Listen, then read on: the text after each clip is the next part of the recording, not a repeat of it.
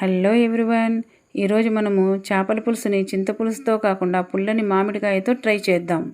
నేనైతే కర్రీ కోసము చేప తలకాయ తోకను మాత్రమే యూస్ చేస్తాను. మిడిల్ పార్ట్ అంతా ఫ్రై కోసం యూస్ చేసుకుంటాను. మా ఇంట్లో చేప తలకాయకి చాలా డిమాండ్ ఉంటుందండి. ఈ చేప పేరు మీకేమన్నా ఐడియా ఉంటే ఒకసారి కామెంట్ చేయండి. చేపలు అనేవి ఫ్యాట్ ఏమి ఉండదు కాబట్టి మేము ఎక్కువగా తీసుకుంటాం. చికెన్ మటన్ కంటే కూడా మేము ఫిష్ ఎక్కువగా ప్రిఫర్ చేస్తాం. ఇది హెల్త్కి కూడా చాలా మేలు చేస్తుంది. ఇలా కట్ చేసుకున్నటువంటి చేప ముక్కల్ని 2-3 సార్లు బాగా వాటర్ వేసి కడగాలి.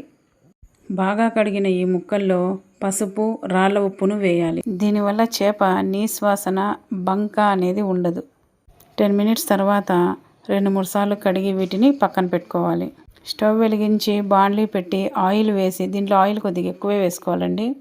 ఆయిల్ వేడయ్యాక చెక్క, లవంగాలు, అల్లం వెల్లుల్లి పేస్టు, టమాటా ఎర్రగడ్డ పేస్టు వేసి బాగా వేయించుకోవాలి. ఇవి బాగా వేగిన తర్వాత పచ్చి మామిడికాయను అందులో వేసుకోవాలి.